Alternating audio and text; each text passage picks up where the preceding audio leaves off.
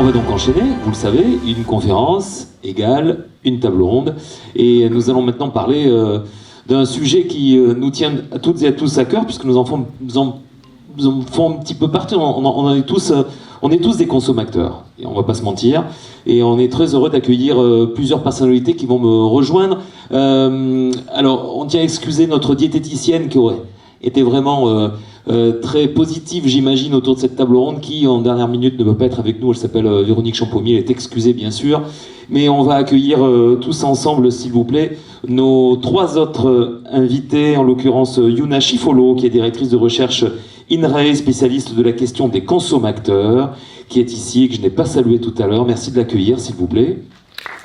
Bonjour et bienvenue. Je vous invite à prendre place. On va démarrer juste en face de vous, sur le premier fauteuil, s'il vous plaît. Je vais demander à Bernard Malabirade, s'il vous plaît, le président de la Chambre d'agriculture du Gers, de venir nous rejoindre. Rebonjour, on s'est vu succinctement tout à l'heure. Bonjour et bienvenue, monsieur. Et pour terminer, elle arrive dans 5 minutes. Très bien. On me dit que Sabine Bonneau va nous rejoindre dans quelques petites minutes. On va parler d'un nouveau label, d'une nouvelle étiquette qui va apparaître sur vos produits d'ici quelques temps. Il y en a déjà, c'est déjà apparu. Ça s'appelle Planet Score et c'est Sabine Bonneau qui est la porte-parole de Planet Score qui va nous rejoindre dans quelques petites secondes. Et on est très heureux, effectivement, de les accueillir tous les trois. Alors, table ronde qui n'est pas, on va dire, déséquilibrée, hein, même si on aurait bien aimé avoir l'avis aussi d'une diététicienne par rapport à ces fameux consommateurs, mais il n'y a aucun souci, ça laissera un petit peu plus de temps, effectivement, pourquoi pas pour des questions-réponses avec le public. Merci. Madame Bonneau, vous êtes là, venez nous rejoindre. Venez, vous arrivez pile poil pour le démarrage de cette table ronde. Je le disais il y a quelques petites secondes, donc Sabine Bonneau, porte-parole donc de Planet Score, on va en parler dans quelques petites minutes. Merci en tout cas de votre présence parmi nous. Bernard Malabirade, qui est le président de la Chambre d'agriculture du Gers, que je vous présente rapidement, et Madame Yuna Chifolo, qui est directrice de recherche à l'INRAE. L'INRAE plus précisément, puisque on parle de l'Institut national de recherche pour l'agriculture, l'alimentation et l'environnement. Votre métier, votre quotidien, pour démarrer, vous avez un micro juste là, ne bougez pas. Regardez. Merci. Je vous en prie. En quoi consiste votre métier pour toutes celles et tous ceux qui ne connaîtraient pas encore cet institut ? Bonjour à tous, merci vraiment pour cette invitation. Donc, en effet, moi je suis chercheur à l'INRAE, donc dans un département qui s'appelle Sciences pour l'action, les territoires, les transitions.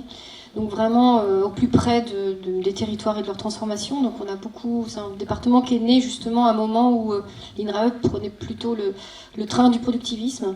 Et donc en tout cas un département à chercher justement à regarder, à évaluer les alternatives dès les années 70. Et donc sans idéologie, hein, puisqu'on est justement là pour produire, mais produire des références justement avec les acteurs, plutôt que sans, et en pensant qu'ils sont sujets acteurs de cette évaluation et pas simplement observés. Donc c'est vraiment dans des recherches participatives que je travaille au quotidien, donc c'est pour ça que je suis là aujourd'hui. J'étais à Lyon hier, enfin on est vraiment toujours au plus près de ce qui se fait, des innovations, des transformations.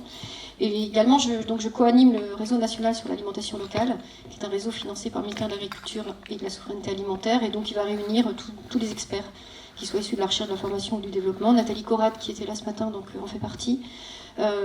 Pour produire ensemble de l'expertise collective, et on se rend compte que sur ce sujet fait foisonnant, hein, tout ce matin on a vu la diversité d'initiatives, on a besoin d'être plusieurs en fait pour comprendre ce qui se passe, et puis pour en dégager un certain nombre de pistes d'action. Donc voilà mon métier. Très bien. Qu'est-ce que c'est qu'un consommateur ? Votre définition ? Ma définition, enfin en tout cas, c'est pour nous, et l'idée c'est de ne pas réduire en fait ce consommateur à un consommateur qui reprend la main simplement sur son alimentation, sur son assiette, au sens où ça risquerait d'éliminer tous ceux qui ne peuvent pas pour un certain nombre de contraintes, qu'elles soient budgétaires, qu'elles soient aussi culturelles. Donc l'idée c'est plutôt de penser que c'est un consommateur qui va reprendre la main sur les systèmes alimentaires, sur leur fonctionnement, sur les décisions associées. Et qui va justement, à travers différentes initiatives, pouvoir être partie prenante des décisions qui sont prises localement, régionalement, nationalement, voire même plus, pour justement penser à des inflexions, à des transformations de ces systèmes qui nous nourrissent. Très bien, c'est une belle définition en tout cas. des exemples. On a besoin d'exemples, effectivement. On peut parler peut-être de cette initiative Ici c'est local, qui est née donc en 2014. Elle est née comment, cette initiative ? Alors Ici c'est local, c'est en effet une démarche qu'on a créée, donc INRAE, avec une collectivité qui est Grabel, donc à côté de Montpellier. En fait, c'est un système à la fois qui permet aux consommateurs de repérer facilement les produits locaux issus de circuits courts sur les marchés de plein vent. On aime beaucoup les marchés de plein vent, qui sont vraiment très importants, hein, donc, au niveau des circuits courts, puisque c'est au même titre que le vente à la ferme, donc les circuits courts les plus développés en France. Il y en a 10 000 en France. C'est des circuits qui sont très mixtes, donc qui mélangent toutes les cultures, toutes les catégories sociales. Et pourtant, donc, ces marchés, justement, on s'est dit avec l'élu qu'il y avait pas mal de messages à faire passer, de messages à partager, à construire ensemble à partir de ces marchés. Donc on a inventé un système d'un code couleur en fait, qui permet d'identifier facilement les produits locaux en circuit court sur les marchés de plein vent, qui vont mélanger du circuit court et du circuit long sans qu'il y ait forcément une bonne connaissance finalement de ce qui s'y passe derrière, et puis surtout avec une gestion collégiale. Une gestion qui associe les collectivités, les partenaires locaux, donc évidemment Chambre d'agriculture, Réseau CIVAM, enfin tous ceux qui accompagnent les agriculteurs, mais aussi les artisans, les commerçants, donc CGAD, Chambre des métiers, Chambre de commerce, les associations locales et un collège consommateur, donc avec des consommateurs qui sont partie prenante de la gestion locale de cette démarche gratuite d'utilisation et qui permettent de discuter, enfin c'est un prétexte à discussion, à débat, à participation, parce que ce code couleur c'est simplement la face visible, mais derrière ça c'est l'idée de se réapproprier ce que c'est que justement l'agriculture locale, pourquoi on ne produit pas ça chez nous, comment on le produit, est-ce qu'on a envie de signaler ces produits au sens qu'est-ce qu'il y a derrière, quels sont les modes de production, donc on discute là aussi de critères de durabilité.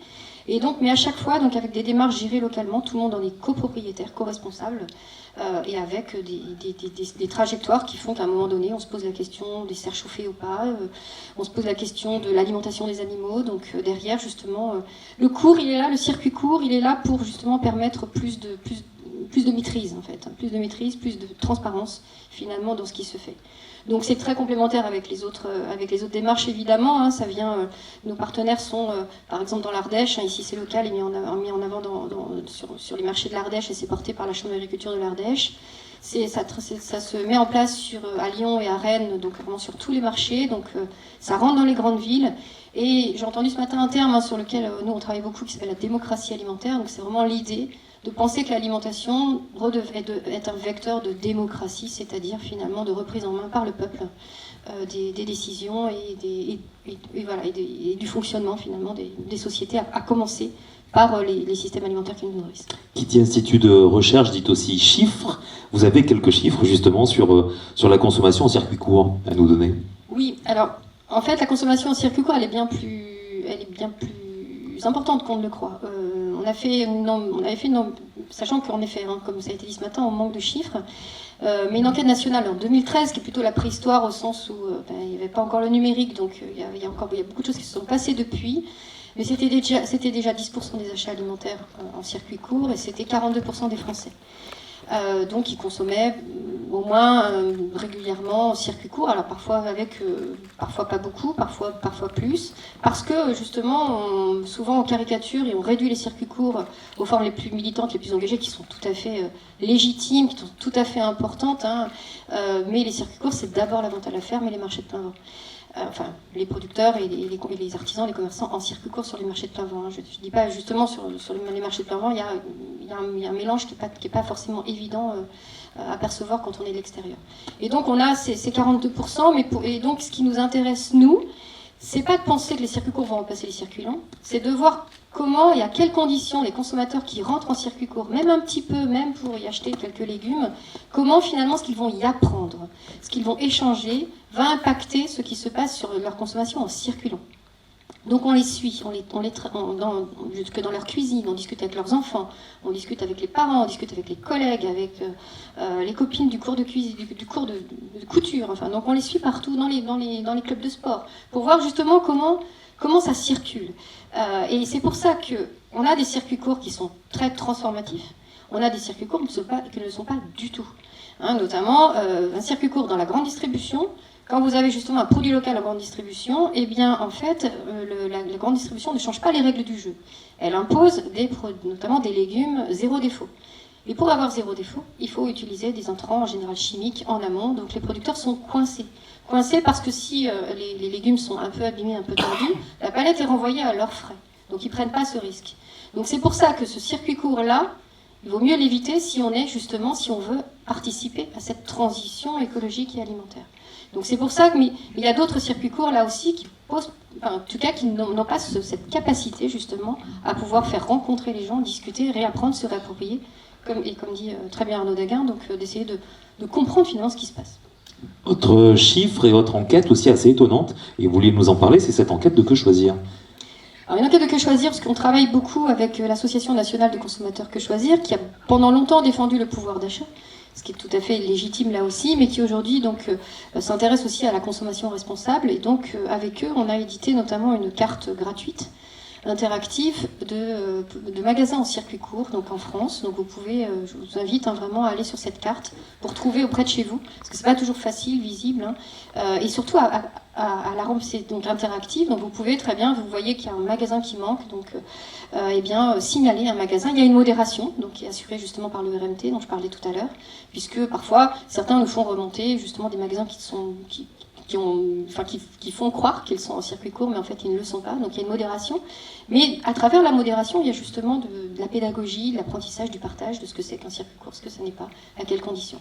Et on a fait donc, Que Choisir a fait aussi cette enquête de prix, alors cette fois de manière indépendante, parce que Que Choisir tient beaucoup à être indépendant, et donc en tout cas de comparer un panier de 17 légumes en circuit court, en supermarché, et donc dans les magasins en circuit court de cette carte, issue de cette carte de magasins en circuit court. Ils ont montré que le panier de 17 légumes, il est pas plus cher entre supermarché et circuit court, et il est 15% moins cher en bio.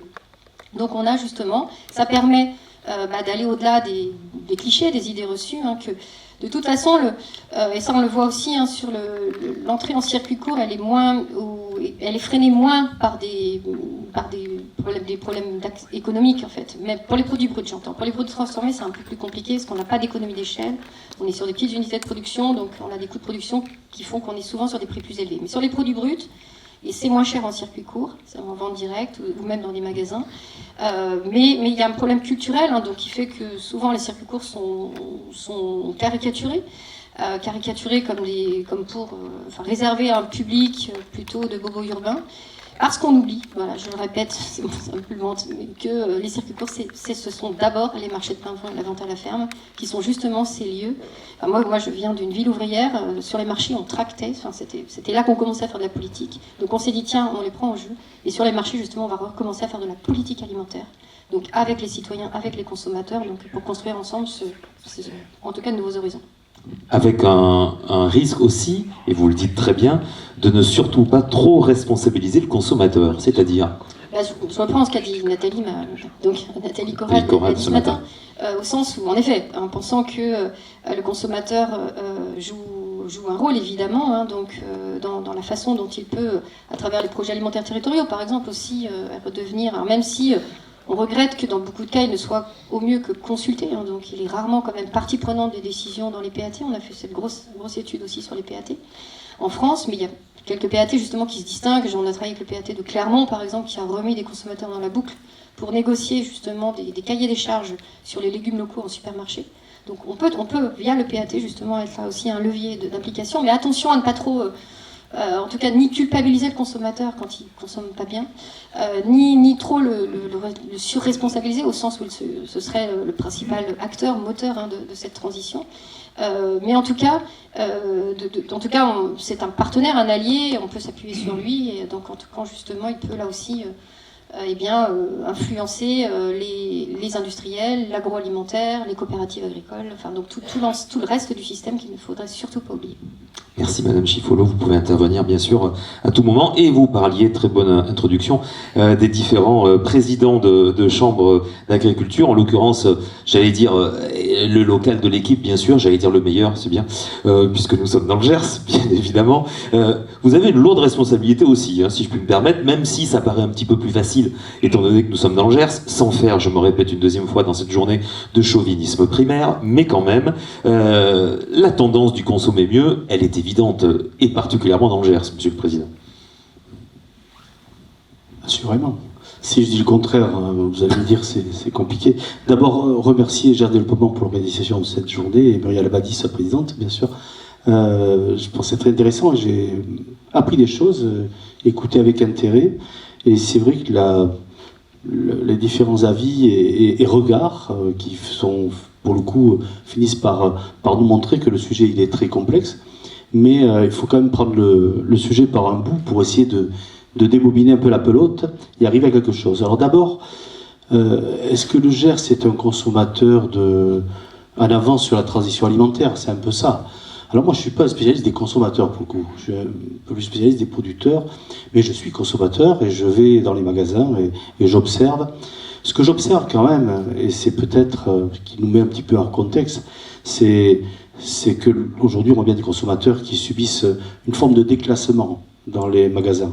Et ils sont obligés de changer de catégorie d'achat parce que la pression financière est là, le budget de ménage est difficile à équilibrer et on ne peut pas s'extraire de cette situation présente qui est une vraie réalité.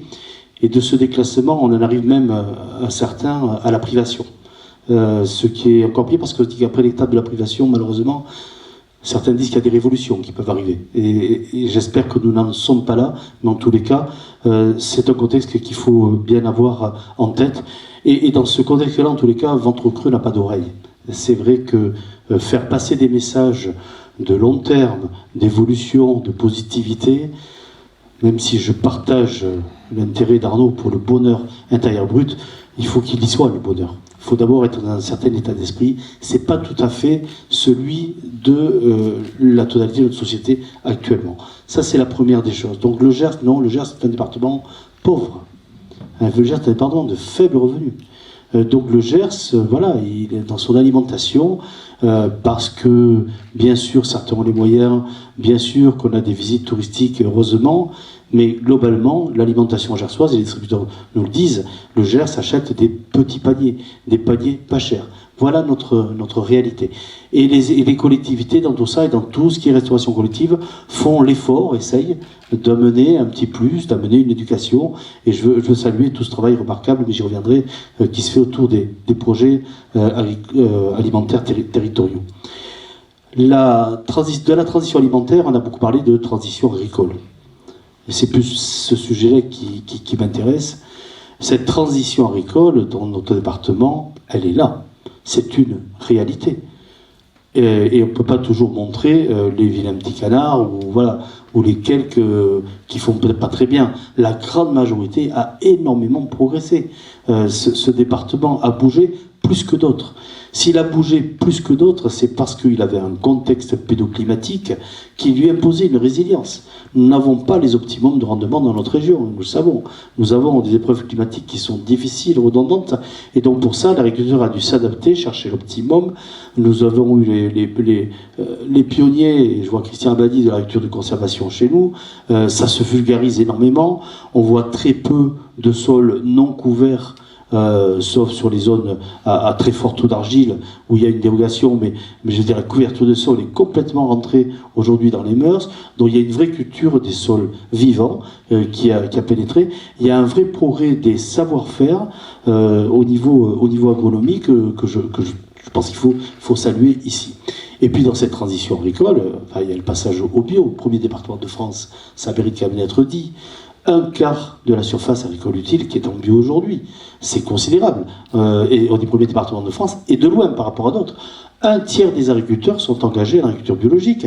Mais voilà, on est quelques-uns à se croiser depuis plus de 20 ans sur les routes de ce département. Il y a 20 ans, on n'aurait pas parié une telle mutation. C'est une réalité. Alors aujourd'hui, elle est en train de se fracasser un peu à l'écueil des marchés, malheureusement. Mais je veux dire quand même que la démarche, c'est plutôt une démarche végétale dans le département. Voilà, faut quand même le préciser. Mais ce qui est aussi une originalité. Parce qu'il y avait la Drôme qui était plutôt fruits et légumes, viticulture, un département comme l'Aveyron qui fonce pas mal depuis quelques années, mais plutôt dans la démarche herbivore. Chez nous, c'est végétal. Et c'est végétal là aussi avec énormément de maîtrise au niveau des savoir-faire, dans le matériel, dans la capacité à trier. Voilà, je vois Nicolas Méliette, enfin, je veux dire, on a des experts extraordinaires là-dessus, dans la maîtrise de ces produits-là et la capacité aussi à les commercialiser dans un marché qui était très atomisé. Mais malgré tout, les choses ont progressé. Donc ça, c'est une vraie victoire. Et il faut le saluer. La difficulté maintenant, c'est d'y rester. Et c'est vrai que je ne peux pas passer à côté du sujet du bio, de la conversion au bio, pour vous dire que dans la tête de tous les agriculteurs bio aujourd'hui, il y a la déconversion. Ça, c'est un drame. Mais c'est le drame du marché qui est là. Et donc, notre rôle, et c'est vraiment le message que je souhaite porter avec la Chambre d'agriculture et que nous émettons, c'est de dire faut y croire. Un événement conjoncturel, et c'est un retournement de marché qui peut durer 1 an, 2 ans, 3 ans, c'est une chose. Nous maîtrisons ce genre de choses dans tous les secteurs d'activité de l'agriculture depuis toujours. C'est vrai que dans le bio, ce n'était pas arrivé, même si dans les années 2003-2005, on a eu aussi cette forme de retournement après les fameuses conversions bio des CTE à l'époque. Pour les plus anciens, ils s'en rappellent. Et c'est vrai que chaque fois qu'il y a une politique publique extrêmement incitative, il y a une forme de rééquilibrage de marché qui s'opère derrière.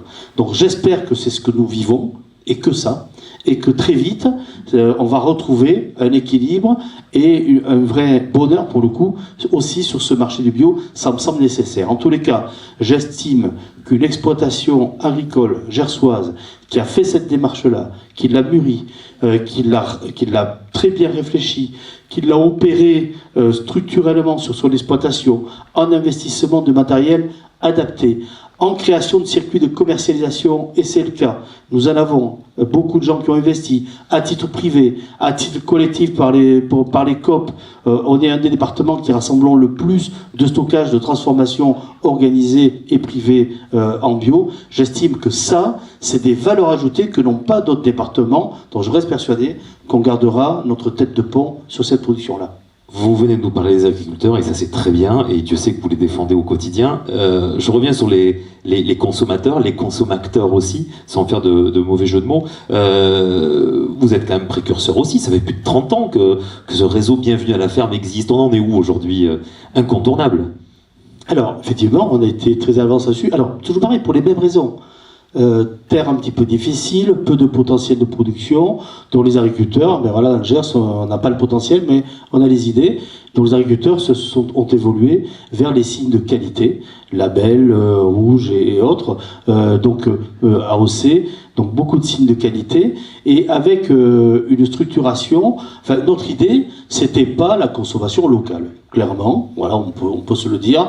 Pour nous, la consommation locale, il en fallait un petit peu. Il fallait surtout que les Gersois sachent parler des produits, donc leur faire goûter, les faire consommer de temps en temps, mais qu'ils deviennent des ambassadeurs du Gers et des produits du Gers.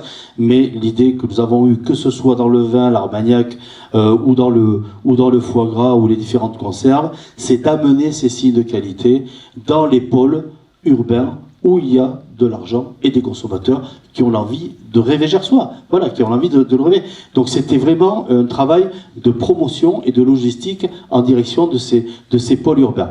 Depuis, la notion de locavore s'est développée, merci à M. Dilou de tout son travail, et c'est heureux. Donc c'est vrai qu'aujourd'hui, on est plus attaché à ce regard local, mais qui intéresse pas que les productions de qualité. Pour le coup, le côté local est davantage ce que soulevait très justement Élodie Bonnemazan, des questions de logistique, d'organisation, et je veux saluer d'ailleurs son initiative, parce qu'on a aussi pas mal bossé depuis quelques années maintenant sur les programmes alimentaires territoriaux, et ces programmes alimentaires territoriaux qui remettent vraiment au devant du local, eh bien là aussi on a poussé, aidé, structuré des agriculteurs par rapport à, je reprends l'exemple Terre Alter, former des agriculteurs à faire des légumes, et ils n'avaient pas forcément l'habitude, c'était des céréaliers, ils s'y sont mis, mais pour aujourd'hui, malheureusement, voilà, avoir quelques victimes collatérales, notamment par des marchés qui sont soi-disant trop chers, mais peut-être pas assez priorisés par nos collectivités, et je crois que nous devons retenir la leçon de ce témoignage, essayer de les soutenir. Donc 2 axes, les circuits courts de qualité, que nous cherchons vraiment à exporter dans les autres régions, dans les pôles urbains, pour aller chercher de la valeur, il faut aller là où il y a de l'argent. Et l'approche plus locale sur de l'alimentation de proximité, souci de qualité ou pas d'ailleurs, c'est pas toujours ça que le sujet. Vous savez, un produit, pour rejoindre ce qui s'est dit aussi sur le problème du sanitaire, c'est que il faut que ces produits-là ils soient sains et loyaux. C'est ça l'essentiel. Mais d'abord sains. Qu'ils soient de sites de qualité ou plus d'entrée de gamme, ils peuvent être sains. Et aujourd'hui, M. Beaune le disait, ça reste l'essentiel. On a beaucoup baissé les intoxications alimentaires dans ce pays. On est un des pays du monde où il y en a le moins, par rapport à d'autres pays, même des pays développés comme les États-Unis, où il y en a beaucoup encore. Et si on a réussi à le faire baisser comme ça, c'est d'abord parce qu'on a travaillé à des produits sains. Et donc ça, il ne faut pas perdre de vue. Dans le local, il y a aussi les outils. Et je veux m'attarder 2 minutes sur le sujet, parce que faire de la production, c'est une chose, il faut de la logistique et il faut de la transformation. Bon, voilà, il faut aujourd'hui amener du service derrière un produit, et je veux évoquer le dossier de l'abattoir, voilà, qui est essentiel pour notre territoire, et le soutenir ici, un abattoir voilà, qui a vécu d'être délaissé par des grandes entreprises, l'entreprise Bigard, voilà, qui nous laisse tomber comme une vieille chaussette, mais tant mieux. On va rebondir, on va faire des choses. Et je veux saluer la collectivité Grand Auch, pleinement investie dans ce dossier, et Fabrice François et toute l'équipe 3A, avec toutes les compétences que nous avons, nous allons faire un abattoir territorial. Il est là, il est présent. Nous allons l'élargir aux multi-espèces pour répondre à tous les besoins de nos filières courtes du département. Et c'est un projet qui est essentiel dans la valorisation de l'élevage. Merci, Monsieur le Président. Merci infiniment. Nous allons maintenant passer à un autre sujet, mais bien évidemment complémentaire, puisque Sabine Bonneau vient de nous rejoindre, porte-parole de Planet Score. On va prendre de la hauteur un petit peu, de façon un petit peu plus macro, et j'allais dire presque chronique maintenant d'un succès pratiquement annoncé, parce que c'est assez étonnant de voir que d'ici quelques temps, et ça existe déjà, mais vous allez nous expliquer les tenants et aboutissants justement de la naissance de Planet Score, un nouveau label, entre guillemets, une nouvelle étiquette va apparaître justement sur ces produits. En 2 mots, qu'est-ce que c'est que Planet Score ? Alors merci Bruno et merci pour cette invitation aujourd'hui. Et avant de vous répondre, je vais déjà vous dire le grand plaisir que j'ai eu à entendre Bernard Malabdirad parler aujourd'hui. Je pense qu'on a vraiment aujourd'hui, notamment dans le territoire du Gers, dans lequel j'ai la chance d'habiter, des professionnels qui prennent à bras-le-corps le sujet de la transition agroalimentaire. Et donc ça concerne tous les maillons là, qui viennent d'être évoqués. J'ai vraiment été très très sensible à ce qui vient d'être dit. Et merci également à Yuna Chifolo pour tout ce qu'elle a évoqué. On a l'occasion de se côtoyer dans d'autres cénacles avec grand plaisir. Donc pour ce qui est du Planet Score, vous devez commencer à le voir apparaître. C'est un étiquetage, ce n'est pas un label. Ce n'est pas pour identifier des produits de qualité, c'est pour donner aux consommateurs et aux producteurs un outil de rapprochement et un outil de transparence sur les pratiques. Donc cet outil, certains d'entre vous ont dû déjà le voir en magasin, parfois même en publicité pour ceux qui ont la télé, notamment Fermier de Loué qui fait une très belle publicité depuis le début de l'année, qui apparemment est passé juste avant le match de rugby, donc j'ai reçu un nombre de coups de fil absolument hallucinant. Je confirme. Voilà, personne ne pouvait le rater. Qui est également sur la totalité des gammes poulet et œufs de poulet de Loué, 1500 éleveurs, mais également sur 50 millions d'emballages sur la marque Bjorg, qui est présente dans un foyer sur 2. Donc là, c'est progressivement en train d'arriver dans les supermarchés, référence par référence, il y en a une centaine. Un distributeur également que vous connaissez forcément très bien, Monoprix, Franprix, donc ça c'est pour les centres plus urbains, qui ont décidé d'afficher la totalité de leur marque propre, qu'elle soit sur des démarches de progrès ou pas encore. Également pour ceux qui sont plus proches du Pays Basque, il doit y en avoir ici aujourd'hui, Eroski, que vous connaissez probablement, qui est un très beau distributeur coopératif de l'autre côté des Pyrénées et qui, après avoir testé 3 formes d'étiquetage et avoir consulté ses consommateurs, ses clients, puisque c'est un acteur coopératif, a décidé de plonger résolument pour ce dispositif d'étiquetage. Donc pour répondre à votre question, c'est un mouvement qui a été initié il y a à peu près 3 ans, à la demande à la fois du FC Que Choisir, donc là on retrouve les associations de consommateurs, des ONG, des producteurs, des scientifiques. Et en fait, alors moi je fais un peu ce qu'on qualifie, ça me choque toujours quand on me dit grand écart, parce que je suis à la fois productrice et engagée du côté de la science. Mais en fait, il n'y a pas d'écart. parce que les producteurs sont des experts aussi, et qu'on a à faire valoir des choses dans ces dispositifs. Donc en fait, le Planet Score est aujourd'hui au travail auprès de 300 marques.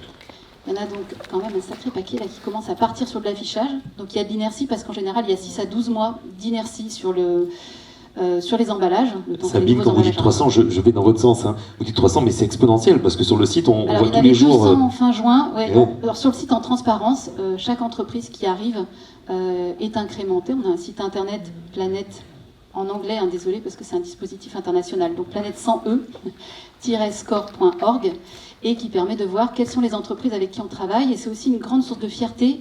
Vous y verrez aussi bien Danone, Nestlé, Dossi, Pasquier, Lidl, Carrefour, que le maraîcher du coin. Oui. On a des producteurs de Bienvenue à la ferme d'ailleurs. Producteurs, alors on a scoré de tout type, hein, dans tout type de département, mais le dernier, il produit des patates et des œufs. Et bien là, sur le marché, il a ses étiquettes Planet Score. 300 entreprises qui font évaluer, ça c'est important, pardon. Vous dites qu'ils sont scorés, mais ça consiste en quoi exactement ? Alors, avant de vous répondre, je vais quand même terminer sur la Je vous en partie prie. déploiement. Au-delà de ces 300 entreprises sur lesquelles à peu près la moitié sont françaises, puisque c'est né en France. L'autre moitié est européenne. On est présent maintenant dans 12 pays. Le Planet Score commence à être là aussi sur emballage. Alors, il y a eu un an d'avance en France, hein, mais sur emballage en Allemagne, en Autriche, en Belgique. Ça démarre très fort aussi sur le Royaume-Uni. Bien sûr, toutes les démarches ont été faites pour déposer l'étiquette au niveau européen. Et au niveau institutionnel, on est également très présent aux côtés du gouvernement français. Je suis un petit peu en retard à cause de ça. On a des réunions quasiment hebdomadaires actuellement avec les services des ministères, également avec la Commission européenne. On a une 8e réunion au mois d'octobre, qui sont extrêmement intéressés, plus que ça d'ailleurs, hein, sur l'outil qu'on a mis en place, qui est très disruptif. Aujourd'hui, il y en a 3 sur le marché européen. EcoScore, qui est à l'arrêt depuis plus d'1 an. EcoImpact, qui n'arrive pas à démarrer, qui a essayé d'être démarré il y a 1 an, mais qui a aussi pas mal de difficultés. L'EcoScore a été retiré par Carrefour de son drive en mars, Carrefour France, et puis par Lidl Belgique et Carrefour Belgique, où il est également présent en juin. Tout ça pour dire qu'aujourd'hui, c'est vrai que nous, on est un petit peu estomaqués de voir visiblement le soulagement qu'on provoque sur le marché. Puisque la transparence qu'on donne, elle est dépendante des entreprises, hein, celles qui choisissent de partager les données, et notamment quels sont les produits qui sont les produits agricoles et comment ils ont été fabriqués, qui sont à l'intérieur des produits transformés. Alors il n'y a pas que les produits transformés, on fait aussi du vrac, hein, il n'y a pas de problème là-dessus, on fait du produit brut. On fait l'information consommateur, mais également ce qui s'appelle du B2B, c'est-à-dire l'information des chaînes de valeur intermédiaires pour les fabricants, et également la restauration collective. Actuellement, on travaille sur un gros projet pour la restauration publique, qui est confidentiel jusqu'en fin d'année, donc je ne pourrais pas vous en dire plus aujourd'hui, mais qui est vraiment très intéressant. Et également, on travaille pour des chaînes de restaurants, pour ceux qui sont moins d'Occitanie, mais du côté de Auvergne-Rhône-Alpes. On travaille par exemple avec les restaurants Ninkasi. 25 restaurants, une salle de concert, ambiance burger, frites, bière, musique. Hein. On n'est pas chez les ayatollahs verts, hein, on est d'accord. C'est des gens qui ont envie d'avoir de l'impact positif sur leur territoire, qui savent qu'avec l'agroalimentaire, en fait, tout ce qu'on peut faire sur l'agroalimentaire, on fabrique pas seulement de la transition dans les assiettes, en fait. On fabrique des paysages, on fabrique un art de vivre, on fabrique des relations, donc du tissu socio-économique. Et c'est ça, en fait, qui est derrière le Planet Score. Le Planet Score, c'est un outil qui est au service de la transparence sur les pratiques, de la relocalisation, donc de la souveraineté des territoires, et de la mobilisation à la fois des consommateurs. Ils font ce qu'ils peuvent. En fait, si on regarde, il y a un siècle, on était tous producteurs et consommateurs. Hein. Là, aujourd'hui, on fait une césure. C'est un peu schizophrène quand même. Ceux qui ont un jardin le savent. Mais nous, ce qu'on estime, c'est qu'on ne peut pas faire cette transition s'il n'y a pas une réelle transparence et une réelle valeur ajoutée qui revient aux producteurs. Et c'est pas l'histoire qu'on a trop vécue ces dernières décennies, on va dire. Hein. Quand il y a de la valeur ajoutée, en général, elle a quand même du mal à remonter jusqu'à l'amont. Et c'est un des enjeux du Planet Score, c'est de montrer à voir. Donc, vous pourrez aller voir sur le site, ou sinon je tiens à votre disposition. Là, j'ai amené quelques impressions, puisqu'on ne pouvait pas passer de diapo aujourd'hui, mais vous pourrez voir à quoi ça ressemble. Et donc, ça affiche à la fois la partie environnementale, et sans tabou, on pourra y revenir. Je pense qu'il faut qu'on fasse également face à nos responsabilités. Il y a un certain nombre d'enjeux planétaires assez bien renseignés au niveau scientifique auxquels on doit s'atteler dans notre secteur, mais également, donc au-delà de l'environnement, la partie rémunération juste des producteurs, l'origine, le mode d'élevage, donc le bien-être animal en lien avec le mode d'élevage, et le caractère plus ou moins ultra transformé. Et à ce titre-là, je vais vous donner un petit exemple. Alors c'est une des planches que j'ai amenées, que malheureusement je ne peux pas vous montrer là. On a des dispositifs aujourd'hui qui qualifient les systèmes comme étant ultra impactants, d'ailleurs quels que soient les modes de production. Donc par exemple, une vache, on va vous dire mon Dieu le steak c'est une horreur. Ou un fromage de chèvre ou de brebis, et là je ne rigole pas, hein, quasiment aussi mauvais que la vache. Voire pire, pour certains fromages de chèvre. Ces systèmes-là, donc c'est ceux qui sont à l'arrêt depuis 1 an, EcoScore et EcoImpact. Donc c'est plutôt une bonne nouvelle, qu'il y ait des méthodes différentes, on va dire, qui se déploient aujourd'hui sur le marché. Mais nous, quand on a évalué par exemple le roquefort ou la viande herbagère locale, ok, oui, c'est vrai qu'on a tout un tas de produits végétaux qui sortent très bien, mais on a aussi certains systèmes, pas tous, hein, mais certains systèmes, alors typiquement quand on est sur des systèmes ovins extensifs, très attachés à des prairies permanentes, en fait, où est le problème? Donc en fait, on se retrouve avec des étiquettes qui peuvent être très très belles sur des produits du terroir. Donc par exemple, bon, environnement, pas mal du tout. Social, bon, en général dans les systèmes coopératifs, ça se passe plutôt bien, ça reste à vérifier, mais c'est plutôt pas mal. Origine, bon là au moins on est clair sur ce genre de produit relativement brut. Ultra transformation, 0, c'est au meilleur niveau en termes d'information d'ultra transformation. Et ça, c'est un véritable enjeu de santé publique. Bien sûr, c'est complémentaire avec les informations nutritionnelles et le Nutri-Score. On n'est pas là pour dire que le Nutri-Score n'a pas d'intérêt. Mais ça apporte une information qui est très liée, et de plus en plus liée dans les publications scientifiques, aux enjeux de santé publique. Le caractère plus ou moins transformé des produits est un vrai sujet. Donc en fait, vous avez sur l'étiquetage la totalité de ces informations, et ça vous permet d'avoir vraiment une vision panoramique de à quoi vous avez affaire. En plus, pour être concret, puisqu'on ne peut pas montrer d'exemple, mais c'est déjà présent sur plein de produits, il y avait donc la place, ce qui est assez étonnant, parce que ce que vous me disiez en préparant cette table ronde, il y a la place pour mettre, en plus du Nutri-Score, le Planet Score. Ah bien sûr, en fait il n'y a aucune difficulté. On est face à des sapins de Noël quand on regarde les emballages, sincèrement. C'est clair. Hein, ok, ça clignote de tous les côtés, des promesses par-ci par-là. La raison pour laquelle, alors là toutes les études conso le montrent bien, on est face à un niveau de défiance dans l'agroalimentaire, et c'est légitime hein, de la part du consommateur, qui est extrêmement élevé. Il y en a à peu près les 2/3 qui ne croient plus aucune promesse qui sont faites par les entreprises, quand elles sont faites par les entreprises elles-mêmes. Donc c'est la raison pour laquelle un dispositif indépendant, donc nous on peut vraiment dire qu'on est indépendant, ça a vraiment des vertus essentielles. C'est-à-dire qu'on est un tiers de confiance, on fait de cadeaux à personne. S'il y a de la traçabilité, si une entreprise sait nous dire d'où viennent ses produits, avec qui elle les a faits. Je vous donne l'exemple des pâtes aux œufs. Alors, pâtes aux œufs, même parfois pâtes aux œufs frais, ça a l'air extraordinaire. Bon, ben, en fait, parfois derrière on a des systèmes œufs en cage, parfois pas du tout français, bon bref, ni le blé ni les œufs hein, d'ailleurs. Et puis, donc quand on a regardé le marché, on a vu par exemple qu'il y avait une marque alsacienne qui fait du bon boulot, elle achète des œufs à louer. Elle l'écrit même pas sur son package, sauf qu'en fait elle sort avec une étiquette qui est fort différente du reste du marché, en tous les cas sur le marché qui ne dit rien.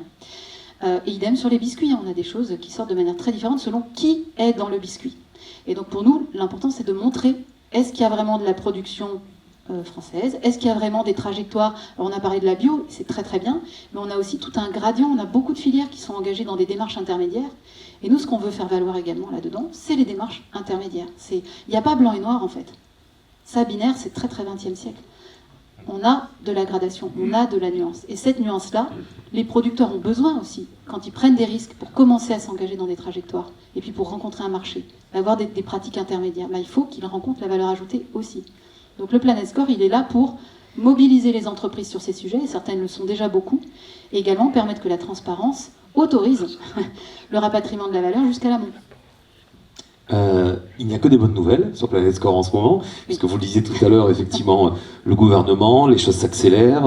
Je dis qu'un mot, Biocop, il y a des bonnes nouvelles là aussi. Alors, en fait, oui, sur la partie... au départ, l'an dernier, on était parti uniquement sur la partie environnementale. Donc environnement, avec bien sûr le mode d'élevage, puisque le mode d'élevage est un déterminant essentiel hein, de la qualité environnementale ou de la performance environnementale des produits.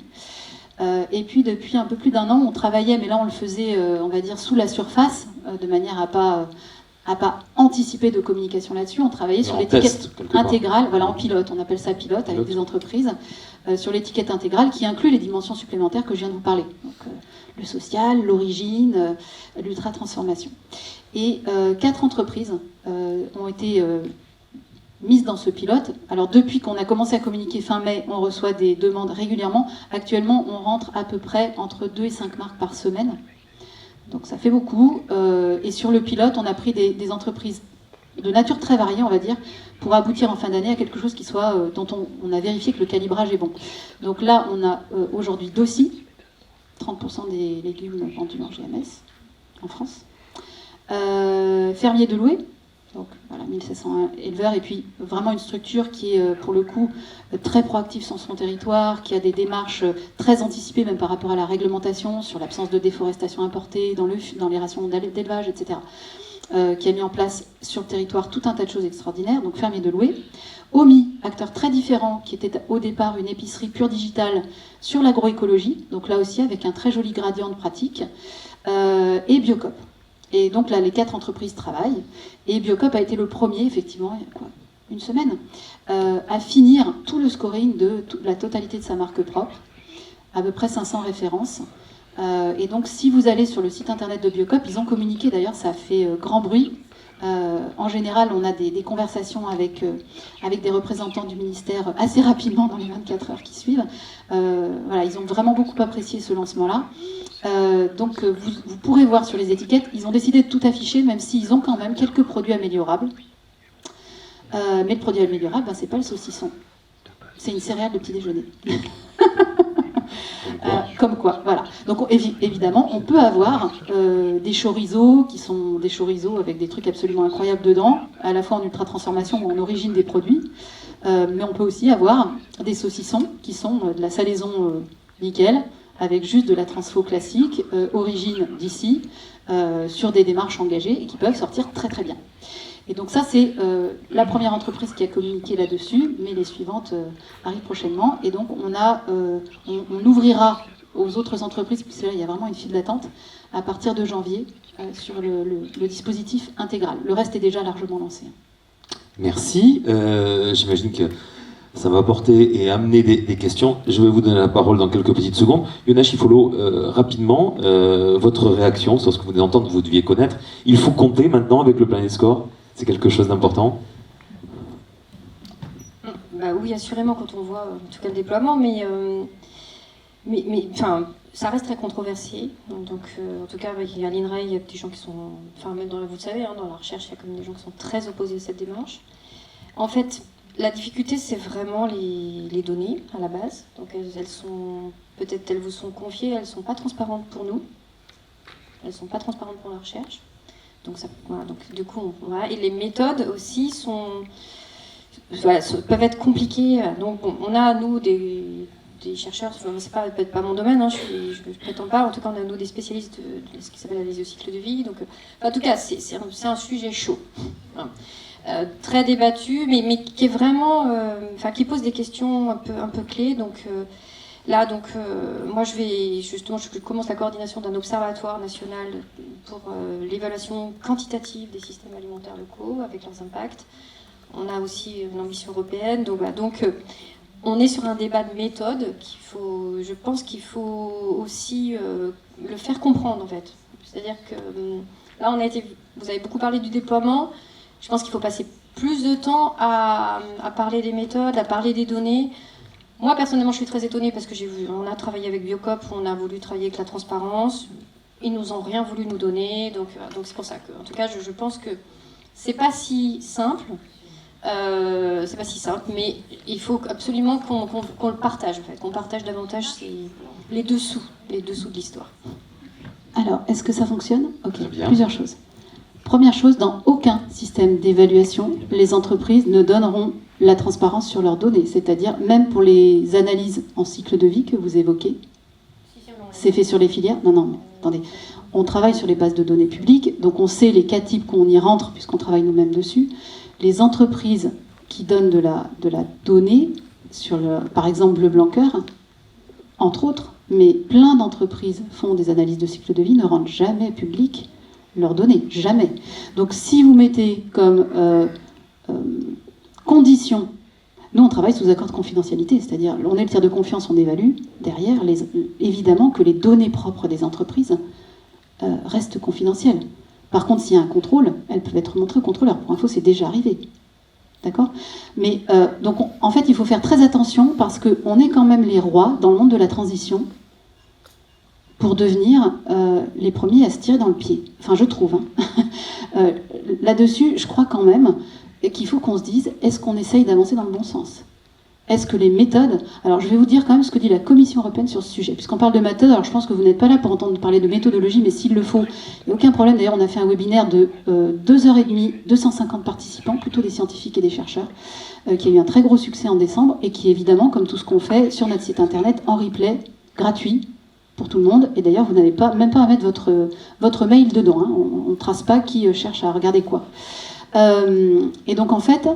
sur la Commission européenne qui a tenté de monter un outil comme ça d'analyse de cycle de vie, d'empreinte environnementale.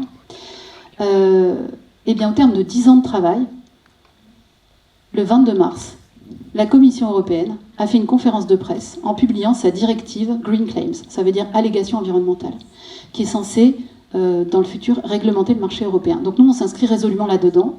Et on a fait beaucoup de plaidoyers depuis 2 ans avec les associations de consommateurs, avec UFC qui est venu avec nous jusqu'au Parlement européen, avec les associations européennes d'environnement, avec les filières, les producteurs. Terena est venu également avec nous, sur une très grosse coopérative, Fermier de Loué aussi.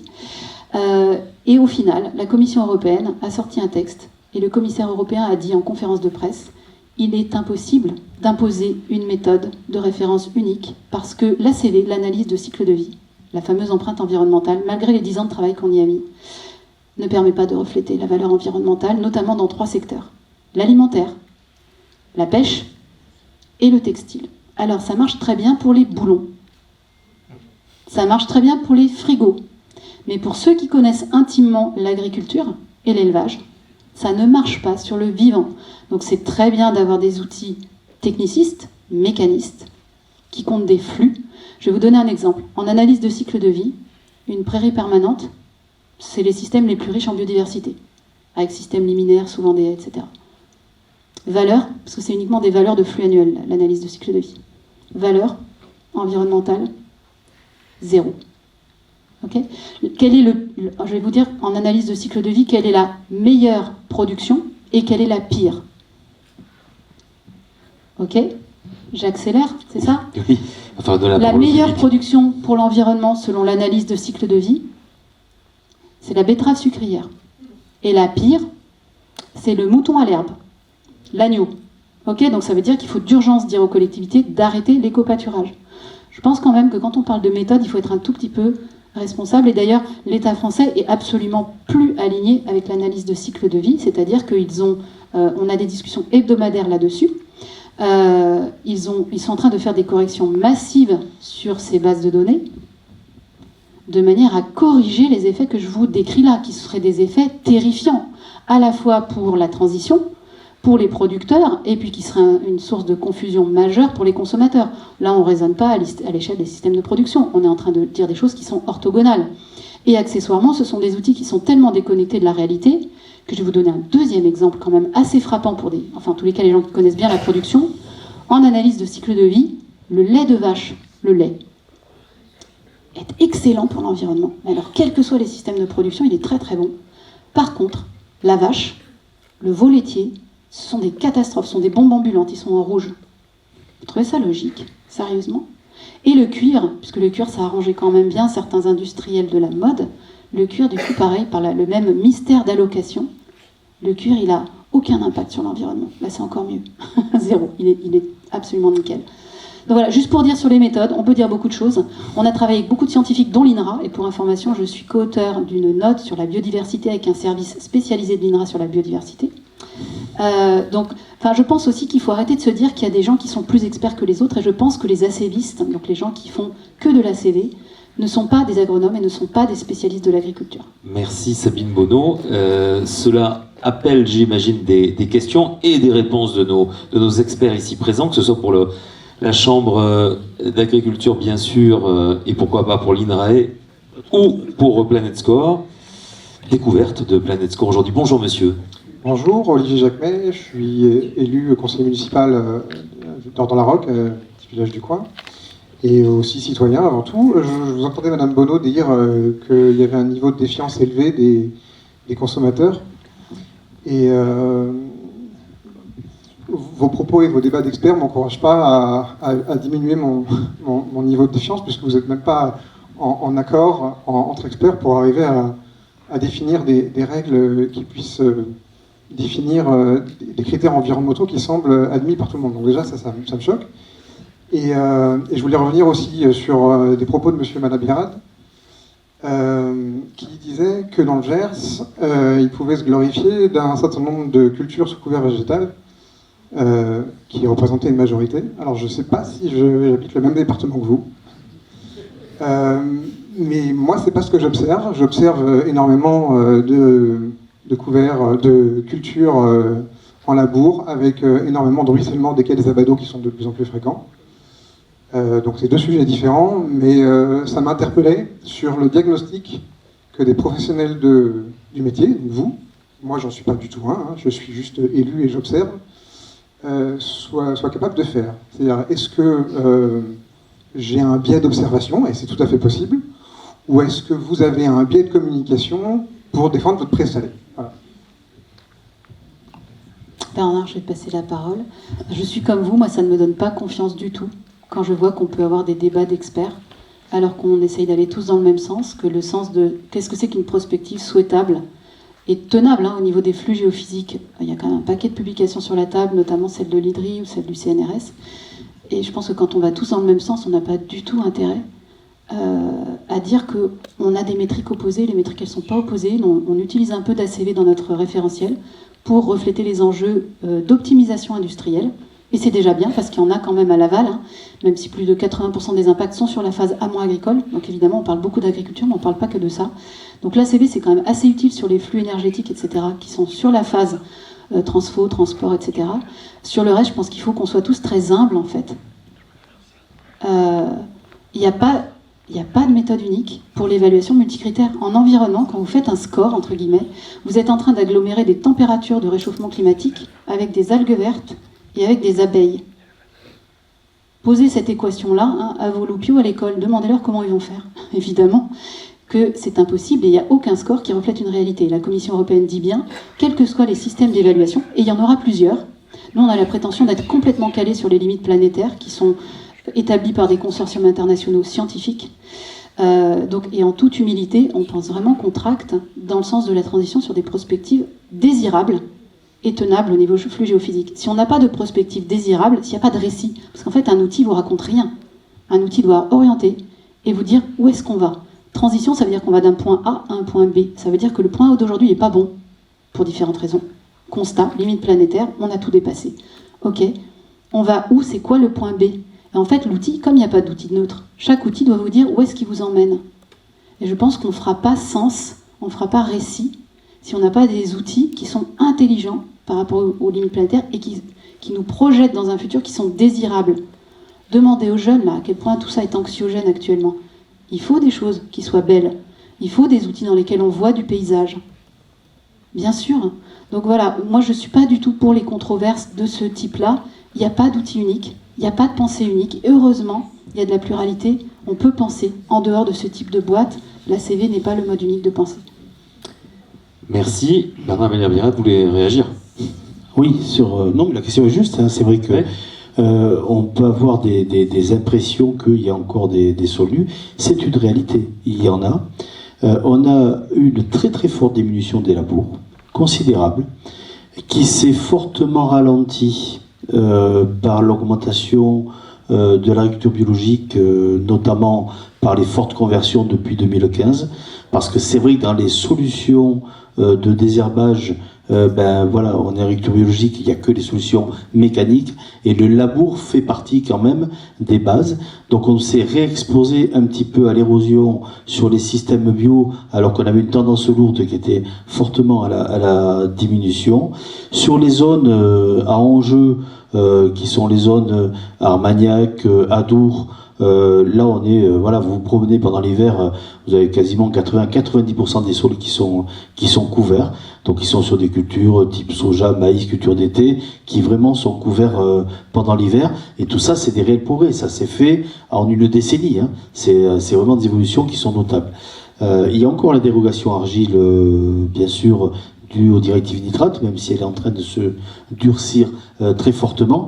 Alors, il faut savoir quand même que sur une argile de coteau, le principe du labour, c'est qu'après, c'est un peu le temps qui fait le boulot. C'est le sec, c'est l'humidité, c'est le gel, et ça économise quelquefois 1, 2, 3 coups de rotative qui sont très très gourmands en énergie. Donc, il n'y avait pas un illogisme, pour le coup, dans cette démarche de labour de coteau, mais une exposition à l'érosion. Et c'est vrai que le drame de ce département, c'est sûrement l'érosion le pire, et on voit bien, quand on se promène, combien dans certaines parcelles, et ben on voit des culasses de poteaux électriques qui dépassent, et on voit bien là où était le sol, parce que c'est là où le béton s'est arrêté, il y a 20 ans, 30 ans, 40 ans, quand le poteau a été mis.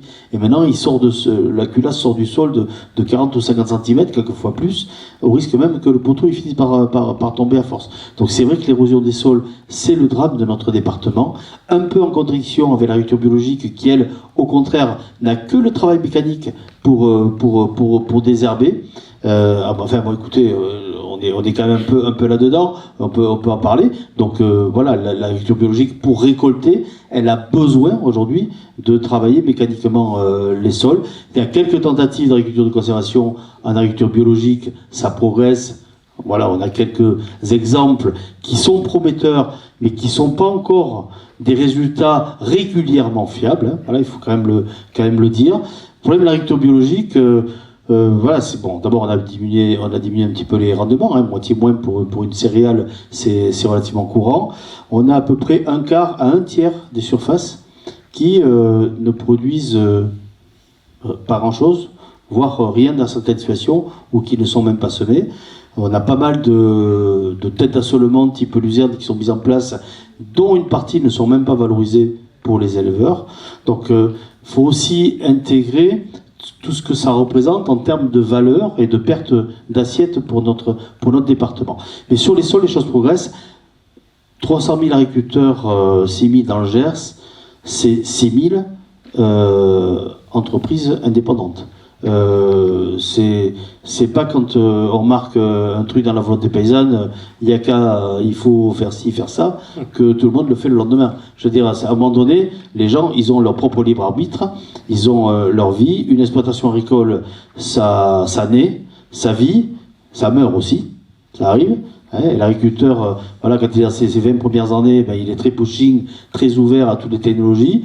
Et puis quand il est dans ses 5 dernières années, bien, il lâche un peu la pédale et il se laisse un petit peu vivre. Et quelquefois, il vend son bien ou il le valorise au bout. Donc on n'a pas non plus la même écoute de tous les agriculteurs au même moment de leur vie, avec la même acuité. Donc il faut aussi en tenir compte. Réaction de Yona Chifolo et une question dans le public et on terminera cette table ronde. Oui, rapide, pour pas qu'il y ait de malentendus, enfin, parce que, au sens où Oui. j'ai pas voulu être pro ACV, je connais les limites aussi des méthodes, mais je voudrais justement reboucler avec le consommateur. Je pense que le consommateur doit enfin, il y a un côté boîte noire que ce soit de l'ACV ou de votre approche, qui fait que, enfin, moi je discute beaucoup avec des consommateurs, des citoyens, on n'y comprend rien. Et donc il s'agit aussi de remettre le consommateur, le citoyen dans ces débats et surtout dans la question des données est fondamentale. Que les données vous soient confiées pour en faire par un tour de passe-passe, je vous le dis tel que moi ça m'est raconté, finalement des scores, ça pose problème. Donc il faut que, c'est pour ça, partager les méthodes, essayer de faire de la transparence sur les données, c'est tout l'enjeu justement de l'implication du consommateur. Toute dernière question, Sabine Bonneau. Je suis obligé on me fait des grands signes, on a une dernière table ronde après avec des élus. Monsieur Bonne, très rapidement, dernière question. Oui, rapidement, j'ai l'habitude, on l'a déjà demandé. Mais bon, là, je je vais essayer de faire rapidement, effectivement. Vous avez parlé de transparence vis-à-vis des consommateurs, et c'est en hygiéniste alimentaire que je vais m'exprimer. Je vais parler d'un problème qui est très lourd, aussi bien au plan philosophique et éthique qu'au plan sanitaire. C'est l'étiquetage de l'abattage rituel ou de l'abattage conventionnel. Est-ce que les viandes, dans votre optique, porteront mention du type d'abattage dont elles sont issues? Alors pourquoi est-ce que je dis ça? Je vais continuer parce qu'il faut étayer un peu scientifiquement, ça prend un peu de temps. Bon, il y a des controverses sur le bien-être animal et l'éthique de l'abattage des animaux, et il est normal que les consommateurs sachent ou pas, mais ce n'est pas ma problématique. Ma problématique, c'est que l'abattage rituel souille les bas de carcasse, que les bas de carcasse servent à faire des viandes hachées, que les viandes hachées sont des aliments qui sont très consommés par les enfants, et que ces viandes souillées par des colibacilles virotoxiques vont entraîner des syndromes hémolytiques au niveau du rein des enfants qui les condamnent à être transplantés à l'âge adulte. Donc est-ce que, j'ai demandé aux autorités politiques, au ministère, est-ce que oui ou non, à terme, le mode d'abattage des viandes sera porté sur l'étiquetage pour que les gens qui ne veulent pas consommer de viande issue de l'abattage rituel, peut-être pour des raisons philosophiques, mais pour la santé de leurs enfants en bas âge, disposeront ou non de cette information. Voilà ma question. Merci Monsieur Bonne. Vous évoquez là une question vraiment très importante. On est les seuls à se battre d'ailleurs pour déjà afficher le mode d'élevage sur l'étiquette. Première chose. En fait, aujourd'hui, il n'y a pas de garantie sur ce que vous évoquez. C'est très compliqué. On le sait, même dans les pratiques, c'est très compliqué. Le choix qui a été fait, donc on travaille avec des ONG, notamment CIWF, donc, que vous connaissez forcément, mais si ça n'est pas le cas, je vous incite à vous rapprocher d'eux sur ces sujets, puisqu'ils sont vraiment très actifs pour obtenir des réglementations contraignantes en termes de transparence.